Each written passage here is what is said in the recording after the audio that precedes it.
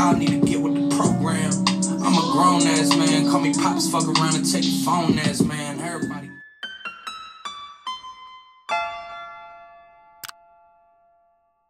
Hi everybody, it's Ebony JB and today we're here to react to a couple tracks from Jack Harlow's new album, Come Home the Kids Miss You, I believe. Yes, Come Home the Kids Miss You.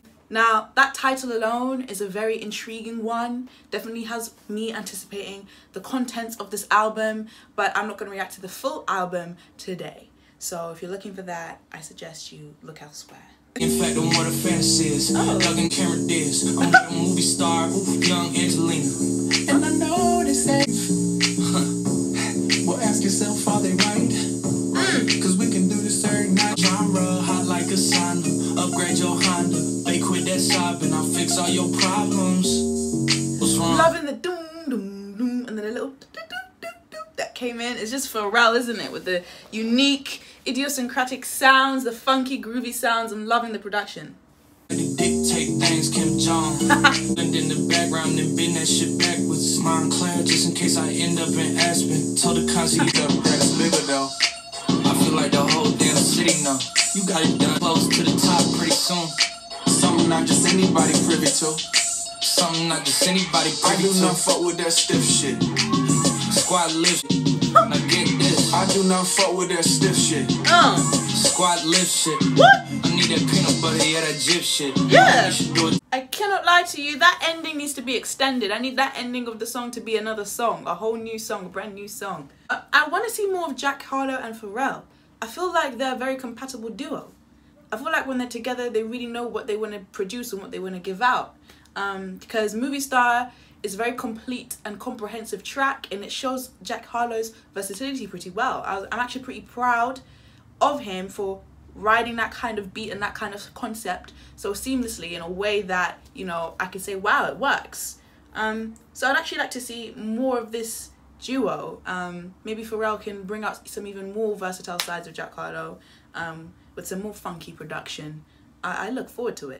Sometimes when I sit back and really let it register, I did everything I said I would and said it first. Kind of ironic because, of course, the whole media is saying that Jack Harlow is a white Drake. You know, he's Drake just minus the black half. A lot of people saying that, and I can definitely see how these two artists align in the way that they portray themselves. For instance, the first line of this track, I did everything I said I did, but I said it first, or something like that. That lyric, it's a typical Drake lyric as well. Drake likes to acknowledge how he spoke his future, how he said it before it happened. He did a lot of that kind of lyricism in Nothing Was the Same, talking about like he saw it happening or he spoke about it and then it happened. Even in Take Care, he referenced that a little bit as well. So it's like, even starting it off like that, it's a bit ironic. It's like, is he playing into this notion that him and Drake are similar in the way that they flow? I don't know. Even though there is that comparison there between Jack Harlow and Drake, I don't want to compare them too much. I want to allow Jack Harlow to have his own light, in a sense. So I'm trying to differentiate the two and make sure that I'm looking at them differently. Because even though you could argue that Jack Harlow flows similar to Drake, you could also argue that it's definitely not intentional, and it's definitely just his creative expression, and it just comes off similar to another artist out there, but it doesn't mean that he's any less unique, and that's how I want to look at it. I'm still giving him basically the opportunity to show his versatility and not just single him out as, you know, oh yeah, he sounds a lot like that guy, so that's who he is, or that's what he's like. First, I'm done being extra with the extroverts. The label used to wonder how I'm supposed to stand and say fuck it, let it turn. The girl's mine, I just say fuck it, have it turn. The goats call me too enough, I had to make these bad habits burn. Soon enough, we about to come and get the shit we earn. You're not a fan now. My grandpa would have a heart attack if I pulled 100 grand out. So I'm not gonna pull 100 grand out. I'm hip hop, cause y'all need to get with the program. I'm a grown ass man, call me pops, fuck around and take your phone ass man. Everybody knows, except for how your life get exposed, but I make that sacrifice for the life that I chose. I know in Toronto they got salt for the roads, but the Minnesota Vikings at home. Before I met Drizzy, I knew he and I would get along, but it's hard heights, no one gets a touch in life. Fucking right, young bachelor, what's a wife? Once in the minds, wanted posters with my face, they know who I'm wanted by. Oh, Drake Graham. Yeah. Cold hearts and heated floors, no parental guidance, I just see divorce. Therapy since I'm in the waiting room reading Forbes. Drake has been addressing therapy a lot of recently in like his most recent songs, and that image there was just quite unique. Waiting room reading Forbes, and I'm just imagining like being Drake's therapist. Like, that's crazy. Like, you open the door, you're like, Mr. Graham, he's just there reading Forbes. Like, that's crazy, you know? Like, celebrities need therapy. They're not any different from any average human being. They are an average human being. They need these services. Magazine cover like Rolling Stone, cause we already know how they route, they throwing stones. Stress you when you don't own property. They only finesse you when you don't move properly. Destined to the win, but you littering. I'm over delivering to the point it's belittling. I mean, the PTSD is triggering, the profit is sickening, the stones. Lucky me, people that don't fuck with me are linking up with people that don't fuck with me. Relatable, I blow a head up, it's an inflatable. Baby blue G-class, I feel like a kid again. All I hear is plug talk coming from middlemen. All I hear is tall tales coming from little men. When I say bitch, I mean most of the. All I hear is plug talk coming from middlemen. All I hear is something coming from big talk coming from little men or something like that. What the blood clot? What the blood clot? Ras clot, bomba clot. It's not negotiable, it's not even debatable. I'm getting so rich, my music's not even relatable. Ain't on my downfall, don't make you religious, man. All I hear is plug talk coming from middlemen. All I hear is talk, even kidding. Same ones that say they run the game when they not even in it. Like a dominatrix, if I see it, spit in your faces.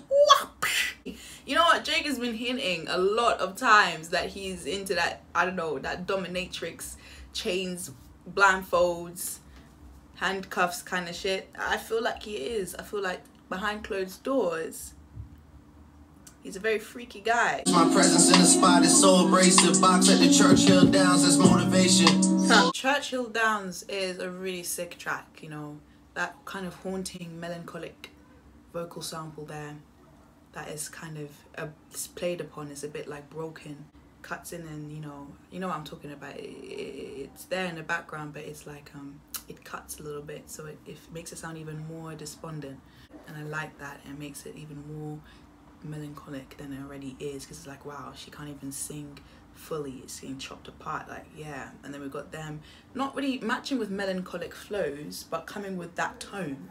In their tone, they sound very nonchalant and, you know, low and kind of nocturnal, despondent.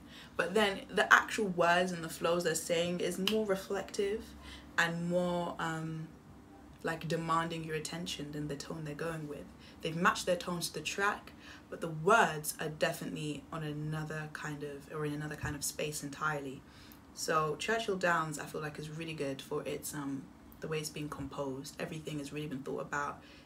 These two guys that have been compared to each other recently in terms of flow and tone have been able to stand alone in this track and show how they're both different.